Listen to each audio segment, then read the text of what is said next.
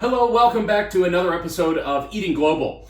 My name is David. I will be taking you on a journey tonight to Italy, specifically Bologna, where Pasta Bolognese, or the Bolognese sauce, comes from. Now, Bologna Italy graced us with this sauce, but what is Bolognese sauce? Well, we know it's a red sauce with tomatoes and meat, but isn't that just like meat sauce or red sauce or spaghetti sauce or pomodoro sauce? There's a lot of sauces out there. I mean, heck, it's what differentiates it from chili. There's a lot. But anyway, the point is, Bolognese is a very special sauce. It's delicious. It's a complex, deep, rich, flavorful sauce. And even if it's not exactly the definition of Bolognese, you're going to make a great sauce. So how I make Bolognese is we build the flavor up starting with there's another piece we have to explain here. So Bolognese is Italian, but we start with the vegetables, celery, carrots, onions. So this sometimes is called mirepoix, or it's mirepoix in French, but if we cook it down in the French way, it would be cooked down with milk or butter. But this is, the Italians call it sofrito. So these three vegetables together are sofrito, and it's sometimes referred to even as the Holy Trinity vegetables. So they are a magical thing. You're going to make a lot of soups with this, a lot of sauces. It's just something else. Now, in our case, the sofrito that goes in our bolognese, we'll start with that. We cook it down with olive oil. That's a little differentiation. What makes it different from the French mirepoix. Now, mirepoix is Mirepoix. Sofritos is Soffrittos. There's also sofritos, not to be confused with it. It's similar, but that's in the Americas, Puerto Rico, Mexico, and down and south from there. So that's a very similar sauce, but different spices. So the other thing that goes in the bolognese is meat. So we have I get ground sirloin because it's not fatty, and ground pork. Traditionally, bolognese has a mixture of meats in it. I just like ground pork and ground beef, and that's what we're going to go with. Now, tonight I am making a sauce for 3 people. My parents are coming over tonight, and so we're going to enjoy this bolognese sauce. So you might ask, how do I, without a recipe, because if you're just joining us here on this channel, if you're new to the channel, we don't really use recipes here per se, because we don't want to be bound by somebody else's taste. We want to be bound by what we want to eat. Now, I'm just giving you an idea here. There's a million ways to make bolognese. There's different things you can put in it. There's different spices. There's just different levels of spices. The other thing with recipes, especially something that's got very specific vegetables and ingredients in it, and very specific meat, the meats, the vegetables, they could taste different. So even if you use the exact same thing that somebody's telling you to put in it, it could taste very different or off depending on how your tomatoes taste, for example. Speaking of tomatoes, 7-Eleven tomatoes. This is from a company called Stanislaw, which I guess that's how you pronounce it, but they're out of Modesto, California. These people, they're taking really good tomatoes, vine ripened, and canning them within hours of making them. A lot of companies don't do that. So in a lot of my Italian cooking, I like to make it with San Marzano tomatoes, but San Marzano, even if they're San Marzano, they may not be packaged correctly unless you're getting fresh and cooking it down yourself, which in Ohio in February, we can't get San Marzano tomatoes. And if we do, I have to go all the way down to a specialty market that's 45 minutes from me, and it's not worth it. So February, I use 7-Eleven tomatoes. Now, you can grow them and cook them down yourself to make tomato sauces out of, and that's the best way to do it. But if you go to the store and you buy, in Ohio, tomatoes in the produce section, I don't know. You might as well just take a red balloon and fill it with water and call it a tomato. They are nasty. They're not good. They're not good this time of year. I don't know where they're doing them. I don't know where they're growing them and what kind of nuclear facility they're growing them in. I just can't stand tomatoes in the produce section in Ohio this time of year. So this is where 7-Eleven comes to the rescue. Now, I get them at a place called Gordon Food Service. They aren't normally in your regular stores, but if you can get a hold of it on Amazon or whatever the case is, I know they do sell it on Amazon if you can't find it locally. These are the tomatoes that you can use for everything. This is ground tomatoes. They also have crushed tomatoes and just a tomato sauce. There's nothing else in it just besides the tomatoes. The other thing that goes in bolognese is red wine or white wine. Now traditionally they say white wine. I like red wine in it, but you do you. If you don't like red wine in it, you can click her off now. Oh, this video is not for me. I can't believe that he's putting red wine in bolognese. Well, that's the great thing. Without a recipe, you can do whatever you want to do. Well, anyway, and also the great thing about cooking with wine is you can drink wine while you're cooking, which there's nothing better to do with that. Now, since we're cooking a Italian dish, why not use a French wine? I mean, so I'm using Beaujolais Village, which is up in the Beaujolais region of France, and it's sort of in that border area between Italy and France. So we're close. But the reason I like this is because it's an easy drinker. It's not like really rich with tannins, and it's not going to add weird flavors to our bolognese sauce.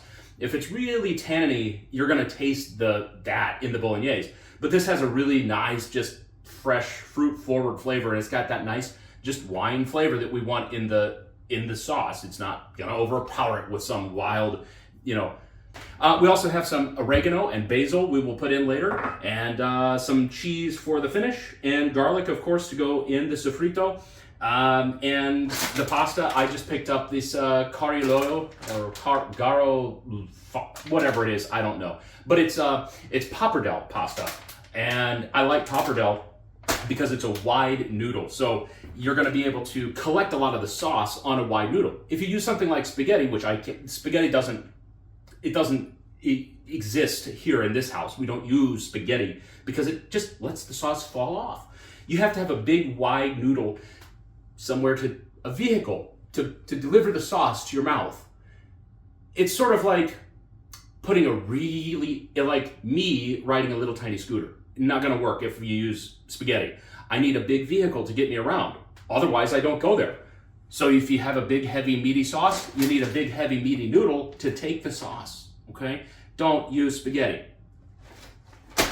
Okay, so now that we've got all the information out of the way, I'm gonna go ahead and start our cutting up the sofrito. So we're gonna I like to start with the onion. I don't know why, but anyway, to cut onions, I just sort of start with them with the skin on it. Just cut it down, cut the little, whatever that part is off, cut that off, and then just cut it halfway down the middle. And then we can just peel it right off. It's just as easy as that. Oh, and while we're cutting, how do we know how much stuff to use if we're not using a recipe? Well, like I said, I'm cooking for 3 tonight, so I just kind of go based on how much do you want to eat. And I figure for a sauce, we probably want about 4 ounces of sauce on our pasta. So I have done a 1/2 pound of ground pork and a 1/2 pound of the ground sirloin. And that's gonna give us a little extra just in case we're like, oh, we need seconds, okay? So anyway, I make a little more than 1 serving per, because you're not gonna eat just 1 serving of bolognese sauce. Trust me, you're gonna be like, oh, I need 3 servings of that, okay? If you're looking to be healthy, don't eat 3 servings or eat 3 small servings. But anyway, so with that being said, I figure that 1 large sweet onion is good for that amount, and probably around a half large carrot is going to be good for that. I'll set the rest of that carrot aside, and probably 1.5 celery sticks for 1 pound of meat. Then, of course, we have to load it up with garlic. We'll see how that goes later. And, of course, I'll use the garlic press for that. If you don't have a garlic press, this is the way to go for garlic. You can do the whole smash and dice thing, but it's so much faster, especially if you're going through a lot of garlic with the garlic press. So, highly recommend that. All right, let's get cutting. Now, for this sauce, for a sofrito or a mirepoix, I like to cut my onions pretty small. But if you like the texture of onions, if you want them to be kind of like apparent in your sauce, you can do that.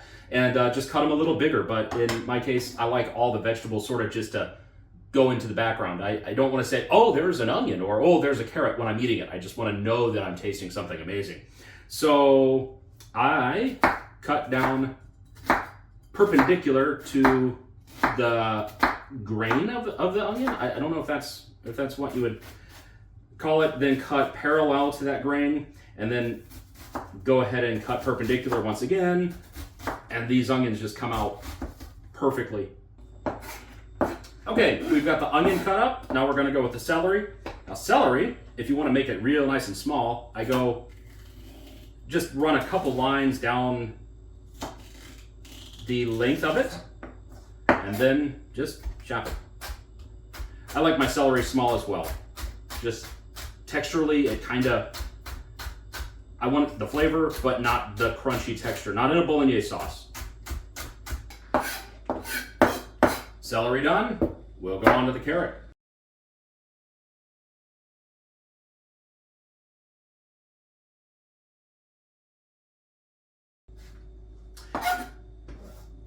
When we cut our carrots small, carrots cook, they take a long time to cook. So you want to cut your carrots, if you want to eat dinner tonight instead of like 3 days from now when the carrots are cooked, you can just make them pretty small. The smaller they are, the quicker they cook. So in our sofrito here, I don't want it to cook all night, even though I want to melt it down and get it nice and, you know, translucent, if you will, with the vegetables. We want that to happen pretty quick because we're hungry tonight, not tomorrow night. Even though I'll be hungry again tomorrow night, but you know, for a different meal. Okay, so we have our Holy Trinity here, ready to go. So I'm gonna go over to the pot here. Into the pot, we start with just a bit of olive oil. Into the pot goes our Holy Trinity, or sofrito. All right, so we're gonna get this down to like a low heat. We don't want to brown the vegetables. We just want to kind of cook them down a little bit. I'm not gonna add the garlic yet because if we add the garlic right now, it'll cook down too much, or it'll cook too much and burn, and then we get a really bitter flavor out of the garlic. So we're gonna add the garlic just before we start putting everything else in it so it doesn't burn. Okay, so we're getting these vegetables nice and cooked down here. This is gonna take a little bit. So this is probably on a low heat. It's gonna take about 15-20 minutes to really get it right. Okay, while those are cooking down, just another note about the 7-Eleven tomatoes. So they don't come in small cans. They come in big commercial size 6-pound cans. Now usually, I don't eat 6 pounds of tomatoes. I mean, unless I've gone like nuts, okay? But I don't eat that, and even if I'm cooking for a fairly large group, this is more than what I usually use. So if I'm just cooking for myself or just my immediate family or whatever, I use it and then I put it in little freezer baggies and then freeze it. So it stores really well. It's just as delicious as it came out of the can. And I put it in little, you know, this is a quart-sized bag. So probably, I don't know, about 3/4 of a quart I use. So we're just standing around waiting for our sofrito to cook down and, you know, having a little wine break. And we might as well also talk about the water for the pasta. We do have to boil that. So let's talk about the water for pasta. Now, I do have a separate video that will be coming out, or if whatever order you watch this in, that explains how to make homemade pasta. Now, if you're not going to make homemade pasta, if you're not going to make like an all-day event out of cooking, you can just have, you know, just make regular pasta. Just get dry pasta. Now, this is imported from Italy. It's, like I was saying earlier, it's pappardelle pasta. So it has that wide, nice noodle. The water, it needs salt. So the reason we put salt in there is so the pasta gets some flavor going on it. I always preach that we have to build flavor. Build flavor from the start, and it's going to be a beautiful meal later. Don't just add flavor at the end of your meal. So we put salt even in the water to get the flavor started in the pasta. Now, homemade pasta, it still needs the salt, but it's got a lot more flavor, so it's going to make the meal a lot more special. So if you want to make this with homemade pasta, good on you. All right, so let's check our sofritos. I put a lid on there so it goes a little quicker. Oh, it's looking beautiful. Okay, so here is where, like I've always said, I'm not a trained chef, I'm not a professional, and you might go, oh, this is where I've lost it, I've had it with this channel, it's over. But if you want to stick with me and taste some really great stuff, here's how we do it. Now, sofrito, I start making flavor from the very beginning of a dish. So whether it's a soup or a sauce or even just anything, we're going to flavor each component of that. We don't want it to just be like non-flavorful ingredients going in our stuff, right? So I'm going to add salt to the sofritos. Now, like I said, we have 1 onion in here. We have about 1/2 of a large carrot and a celery stick and a half. I'm going to add probably a teaspoon of salt to that, maybe a little more. If you've got problems with sodium, you're not going to have a flavorful dish. That's how it's going to go. I put ground pepper in there. Don't use already ground pepper. Grind your own pepper. It's a whole different ball game. So give that a couple turns. Now this isn't all the salt. This isn't all the pepper we're going to be putting in the sauce, but it starts building the flavor foundation. I don't know about you, but I like a sturdy, flavorful foundation on my meals. If you don't, your building collapses. Your flavor collapses, right? Now, if you've stuck with us through the adding the salt and the pepper to the sofritos, this might be where we lose you. I'm going to put sugar in it. I'm going to put just about a teaspoon of sugar in there because guess what? We're not making it sweet. Bolognese sauce is not a sweet sauce. It's a savory sauce. But sugar can make things savory. If you put the right amount of salt and the right amount of sugar, it's savory. It's unbelievable. Try it. Just try it. Try it once. If you don't like it, dump it in the backyard and let animals eat it. But trust me, just try it. Just put a little sugar in there. All right, so I'm going to give a little taste. Again, every video, I'm always going to say, taste your stuff. We're going to know that each component is flavorful as we go. That way, when we get to the end, we're not trying to rescue it and make it flavorful all of a sudden, which will never happen because you haven't let the ingredients build upon themselves. So we're going to taste it and make sure that we're good to go to the next step. Taste the sofritos. It's delicious. You can eat that on its own. It's that good. The vegetables are cooked down. They've got great flavor. So we know that we're going to make the next step appropriately. So this is where we're going to add in our garlic, right at the end of the cooking process for the sofritos. This way the garlic can start adding its loveliness, but not burn.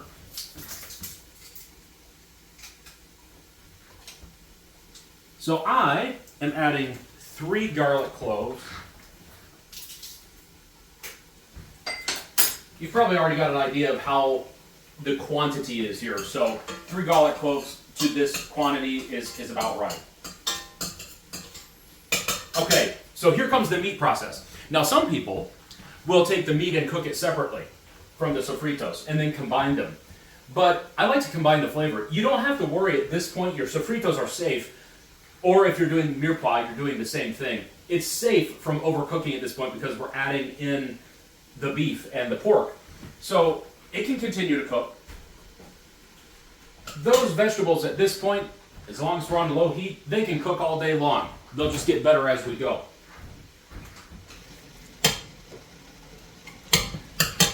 So our sofritos are safe mixed in with the meat now, so we don't have to worry so much about browning them because the meat's going to brown and the sofrito is just going to go and mix right in there. So it's not going to burn so much. So I've upped the heat here to start cooking the meat down to just about a medium.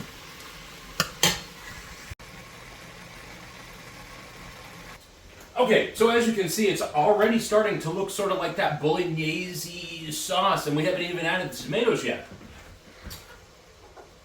Another mention, Bolognese, unlike other ragus or unlike other tomato or red sauces, has a dash of milk at the very end. So we've got our milk prepared here, and it's going to be going in just at the end. It makes it a little bit more creamy. So that's an interesting note. Milk in the sauce, yes. So guess what time it is?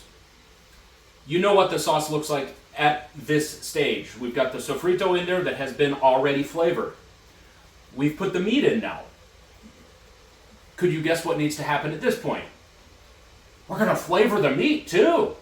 Now, the flavoring that we put in the sofrito is not enough to cover the entire sauce. So it's not going to flavor the meat. Once we've added the meat in there, we've brought down all that flavor again. So we need to keep our flavor built upon itself, and we're going to go ahead and put more salt and more pepper in it. We'll do a final taste later, but we've got garlic in there as well. So we're already starting to taste really, really good, but we need to keep our salt levels up. Again, if you're looking for a low sodium diet, this is not the video to watch. This isn't going to kill you either, unless you can't eat sodium. But this is not a health conscious meal, okay? You can eat a little bit of it, and we don't have to sacrifice on flavor, but that's how we go on that. Okay, here we go. Salt. That was probably another teaspoon. Pepper. That was probably, again, about a teaspoon, teaspoon and a half of pepper. I like it kind of peppery. Very hard to overflavor. As you can see, we're nice and getting there on that cooked level. So this meat is just about there. You can see our sofritos, our vegetables, are still not brown. They've actually just kind of incorporated with that. They haven't disappeared, but they also haven't browned, right? That's because we protected it in the meat. So at this point, we're ready to start adding some liquids. I'm going to bring the heat down just a little bit. We're kind of going to get more into the simmer stage. Okay, we're going to get, like I said, we're getting down into the simmer process, which on most stoves is somewhere between medium and low. That's a good simmer. All right, so we're going to go with the wine that we talked about earlier. Now, the wine will cook off. The alcohol portion of it will cook out. So you're not going to get happy on this dish other than the flavor, but that's the only reason you're going to get happy. So we're going to add probably about a half cup to 3/4 of a cup of this wine. The smell. Oh my gosh, it just, oh. Okay, kids, guess what it's time for? The taste test. We taste as we go. We flavor as we go. Let's taste it. Let's see where we're at.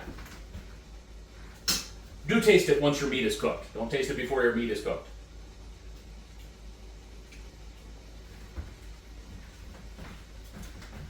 It's very good. It's very good. Now, with that being said, it does need some salt. If you were using a recipe you don't know, you're like just blind. Does it need more salt? Yes, it needs more salt. All right, we're gonna go pretty hefty because it needs a lot. Now these kind of sauces, I'll just mention it the whole time. These kind of sauces need a lot of salt. It doesn't make it a salty dish. There's just a lot of hearty ingredients that soak up the salt. And if you don't salt it, it has zero flavor. So it's like when you go to the Italian restaurants and it's like, this sauce is red, but it has no flavor, probably because it doesn't have enough salt in it. I don't care how much garlic you put in it. I don't care how much tomatoes you put in it. I don't care. It's not going to be good if it doesn't have salt in it. What makes it up here from down here is the sugar. You can put salt in it all day, but if you don't put that little sugar in it. So what the sugar does is it takes down the acidity of the tomatoes just a little bit. It brings it down, and it brings the flavor of everything else out. So it takes the savory and kind of proliferates it through the rest of the sauce. The science behind that, I don't know. If you want to get molecular science, there's probably channels for that, but this is just the flavor channel, right? So here we go. Now, I've put the salt in there. We're going to see if that's correct. Yep. Yep. That did it. That extra salt, that's where it was. Okay. Now keep in mind, I've still got our basil, and I've still got our oregano here. These will go in once we get the tomatoes in, which I think is right now.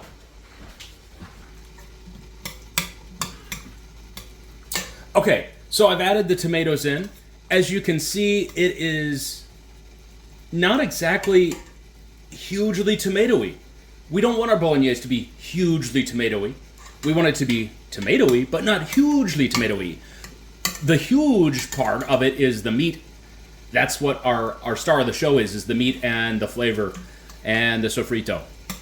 The tomato in this is sort of a helper to it, if you will.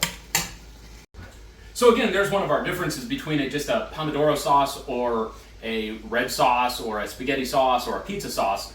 This is not as tomato forward. It's more meat forward bolognese. This is the point where we're going to add our herbs. Now, if we had added the herbs earlier, they're delicate. They get their feelings hurt easily. We don't want to do that, so we want to introduce them casually to the rest of the ingredients. I don't necessarily chop up my herbs too much because they don't really need to be. You could blend them. You can do whatever you want because you are you. But I just kind of put them in there, so I put the whole thing in whole, and the flavor is going to melt out of there, at least in the oregano. Some of the leaves will fall off, and they'll cook down really small anyway. I love the smell of freshly chopped basil. Now, I kind of kept them, I just lightly chopped them. I like it fairly large because I like to see the basil. It's kind of proof that this is the real deal in the sauce. So, especially if you're giving it to guests, they are going to understand that you didn't cut corners on this sauce. And it's going to taste the same whether you cut it like this or puree it or mince it, whatever the case is. But texturally and visually is why I like to keep it larger. So at this stage you might be saying, Dave, how do I know how much herbs to put in it? Well, I mean, we know we have a pound of meat in there, and if we start with something like a quarter of a cup of herbs total, so maybe 4 tablespoons, 3 tablespoons of oregano and 4 or 5 tablespoons of basil. I don't even know how you measure that out, but it's just that much, and you can start little, and you start a small amount, and then taste it, and if you need more, put more in there. So start with a little amount. If you're just like, I have no clue how to get it to that stage, just start with a small amount and just keep adding, just keep tasting until it's like, oh my gosh, this is delicious.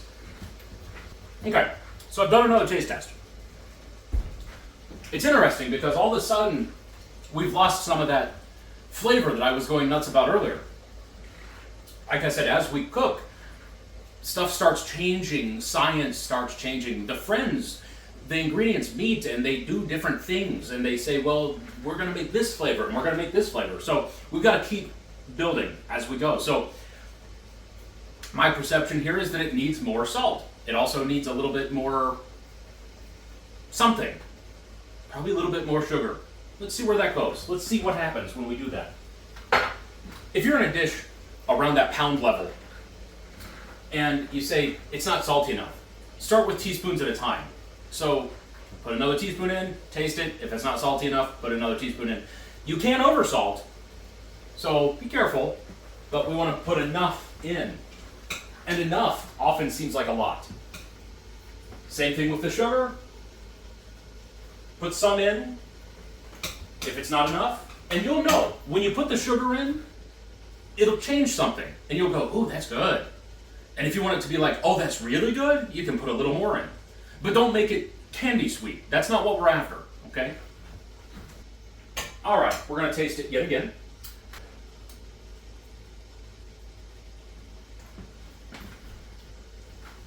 See, that's where we're at. We went from a flat flavor all the way up to because of salt and sugar. All right, so we're about done here. This is what it's gonna look like. Now, we have not put in the milk yet. While we're in our final stages of the bolognese sauce, I'm going to go ahead and put our pasta in. And now, okay, so I know that the bolognese tastes amazing right now. But we're going to add milk in. Guess what? When we add ingredients, the flavor goes a little different. So milk is going to bring down that flavor just a little bit, so we have to continue keeping the flavor up at this point. So I'm going to add the milk in here. I think we're probably going to need some more salt. This is all to counterbalance that milk we just added.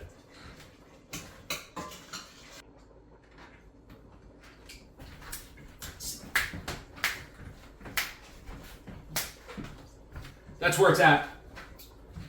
We've done it. We've made it happen. We overcame the milk and we made it back to amazing. Now, the interesting thing about this thing, we're not done with the flavor yet. The sauce might be done, but we're not done with flavor just yet. We're going to keep going and make it just, we're going to make it I don't know what the word is, but we don't want to just have a mundane dinner. We want to have something that's like, I'm going to change my evening. I'm going to make my week. I'm going to make my month by having this meal. That's where we're going next. Now, if you're not familiar with the word al dente, it means that our pasta has not been ruined. It means that it's still good. It means that it hasn't crossed over into elementary school cafeteria spaghetti flimsy noodle. That's what al dente means. It's good, and it's got heartiness, and it's got chew to it. We're not making mashed potatoes. We're making pasta. Now, I have a mess around here at this point, but when you get the pasta out of the pan, especially when it's perfect and al dente, go ahead and give it a rinse in cold water just to stop its cooking, because believe it or not, it still will cook after it's out of the pot. So give it a rinse until it kind of stops being hot. It's a frying pan. What the heck am I doing with a frying pan? We're going to take the pasta from really delicious to extraordinary. That's what we're going to do. Okay, so this next step, totally optional. It's something I like to do, and it really brings the textural. I'm all about texture as well. I don't want to just eat a sloppy dish. It needs to taste amazing, and it needs to be exceptional in texture as well. We want it to be an all-around experience. So we're going to get a frying pan going, and we're going to toss the pasta with the bolognese sauce. But we're also going to get a little texture on the pasta. So not fry it necessarily, but we're going to get a little texture going. I almost am sorry to admit it, but we're going to throw some cheese on the pasta while it's in the frying pan. And we're going to get the cheese rammed into the pasta. Just ram it in there. I also hate to admit it, but we're also going to put a little bit of salt in there, a little bit of pepper on the pasta. Remember how I was talking earlier about we're going to flavor each component. Why have a boring noodle? Well, why have a delicious, we went to all this work for hours making a bolognese sauce, and we're just going to put it on a boring noodle? No, we don't. We're not going to do that. We're going to put it on an exceptional noodle. Now, is this authentic? Yeah, I mean, somewhat. This happens in Italy. I don't know if it happens with bolognese sauce, but I do it here because I like it, and that's what it's going to happen. This is how it's going to go. And also, please do this with a nonstick pan, because if you do it with a stainless steel pan or just a metal pan or whatever the case is, the pasta and the cheese will just absolutely, it's just be like, and it will never come off for the rest of the life of that pan. So use a well-seasoned cast iron pan or a nonstick for this process. Really, there's no other way. So we're going to put our 3 servings of pasta in here. Now, what's 3 servings of pasta? That's up to you. What's 3 servings look like to you? What's 1 serving look like to you? So for me and my family of 3, this is about 3 servings. Here comes the wild process of making flavor. You might be at this point, you're like, I've watched for this time, I'm out. But again, if you want to stick with me and make some exceptionally flavorful stuff, let's do it. Okay, so we're salting it up. Put some pepper on there.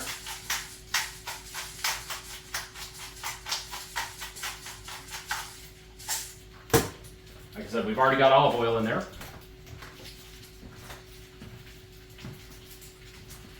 Got a super fancy paper plate that I've grated some Pecorino Romano cheese on.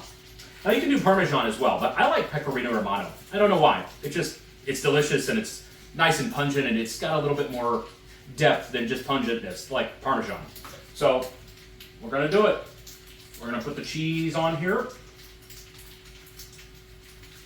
If it starts sticking a little bit, even in your nonstick pan, you can add a little more olive oil and it's not gonna hurt the flavor, trust me.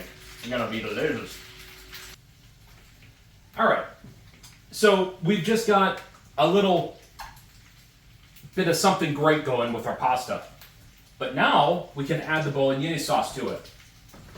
This is where just magic happens.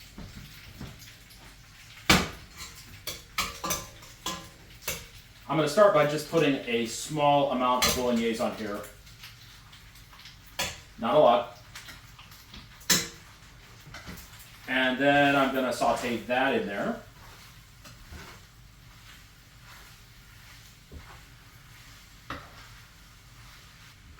This is going to get the first layer of sauce attached to the pasta.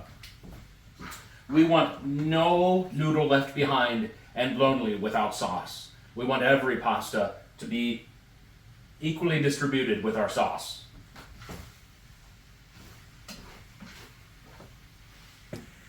Yeah, so as you can see, it's just lightly coated here. That's our first layer. And now, the rest is history.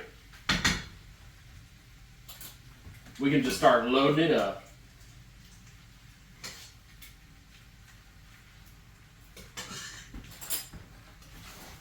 So put the amount that you think is appropriate, the amount of sauce that you want on there.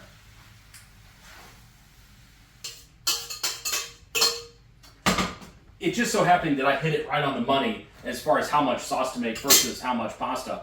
Now, like I said, this is probably more like 5 servings, 5 large Italian hearty servings. But this is just in case we want more than 1 serving. And if we're full, we can fridge it for tomorrow. Now, is that a beautiful thing or what? I mean, look at that. It just almost makes you tear up, doesn't it?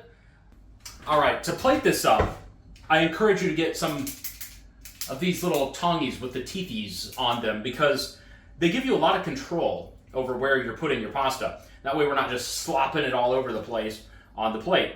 We can sort of delicately place it in there because we want to make sure a presentation is good too.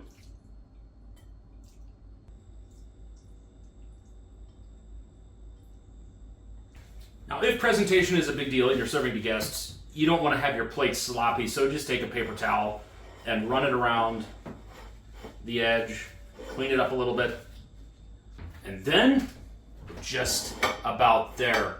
Our final step, cheese. And that's it.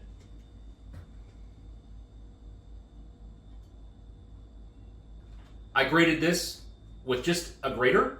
This is just a wedge of Pecorino Romano. Not out of a bag, because we don't like to eat sawdust. Freshly grated. And let's make sure to do a generous portion of the cheese.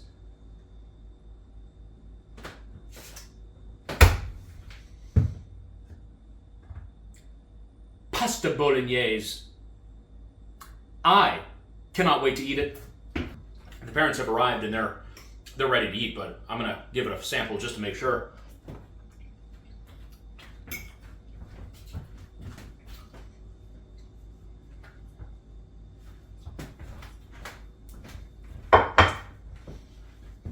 Oh, it is just a meal, man. I mean, that's good stuff. Good stuff. We'll see you next time. If you so choose to join us again after this complexity. Again, not a huge amount of salt, not a huge amount of sugar. I added it in the steps. So if that scared you, don't let it. Oh, and if you join us next time, we look forward to seeing you on another episode of Eating Global.